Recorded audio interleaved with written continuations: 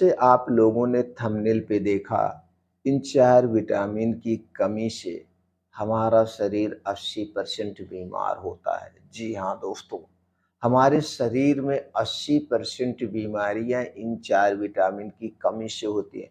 दोस्तों, वो 4 विटामिन कौन से हैं?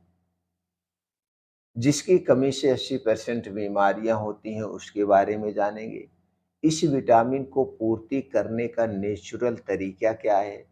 कब और कितनी मात्रा में लेना चाहिए, ये सारी जानकारी आज के वीडियो में शेयर करेंगे। वैसे तो दोस्तों, हमारे शरीर के लिए सभी विटामिन महत्वपूर्ण रोल अदा करते हैं। सभी विटामिनों का अलग-अलग काम है, लेकिन खास करके उनमें से 4 विटामिन बहुत ज़रूरी है।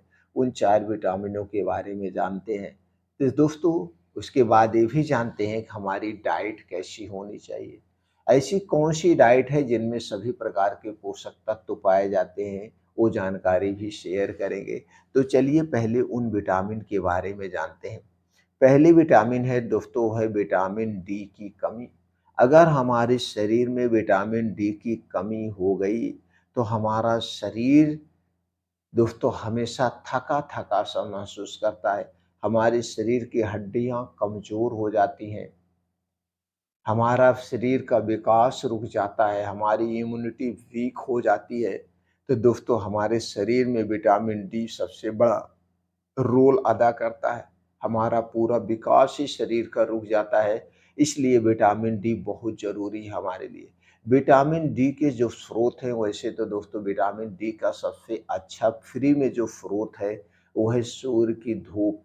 दोस्तों, अगर हम 1 घंटा रोज़ उगते हुए सूरज के सामने बैठते हैं, उगते हुए सूरज के सामने बैठते हैं, तो हमें कभी विटामिन डी का एक्स्ट्रा सप्लीमेंट्री नहीं लेना पड़ेगा।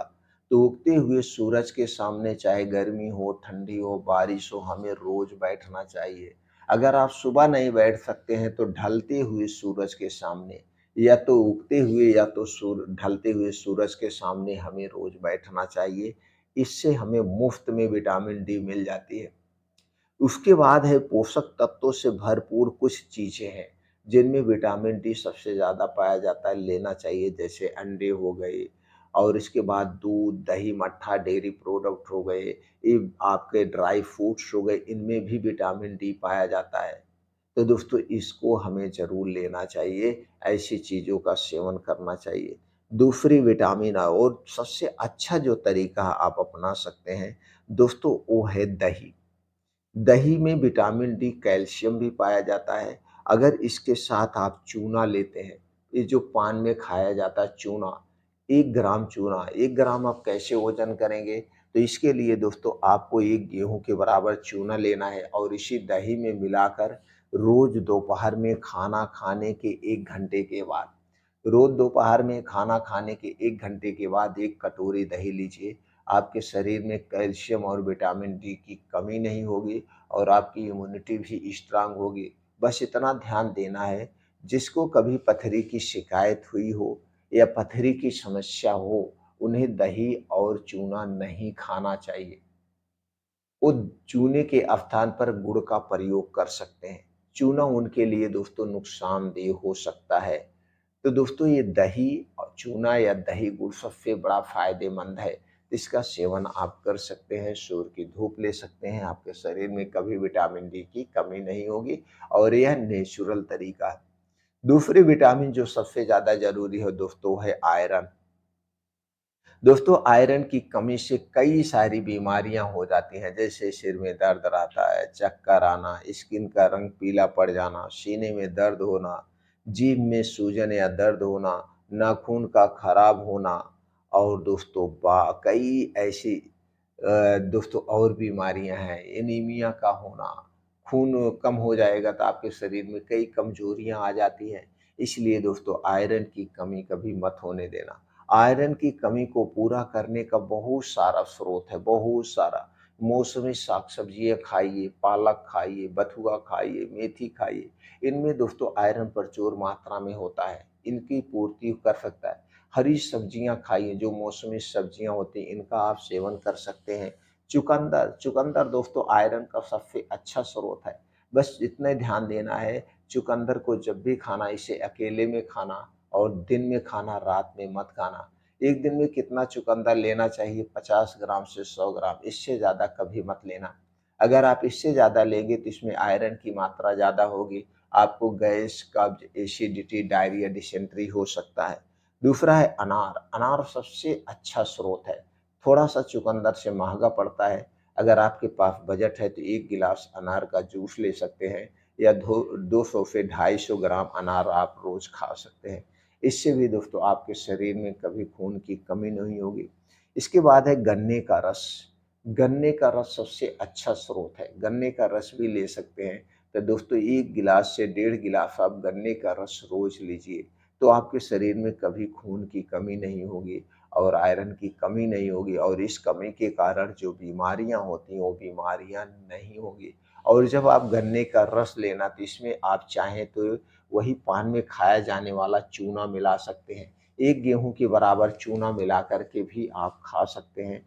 तो दोस्तों जिसको पथरी की शिकायत हो चूने का प्रयोग ना करें। तो कैल्शियम, आयरन दोनों मिल जाएगा और दोनों ही बहुत ज़रूरी है। अगली विटामिन है दोस्तों, है विटामिन बी 12। दोस्तों शरीर में विटामिन बी 12 की कमी होने पर मतली, थकावट, विजन में बदलाव, हाथों पैरों में झुंझुनाहट, भूलने की बीमारी, हाथों पैरों में, शरीर में कंपन।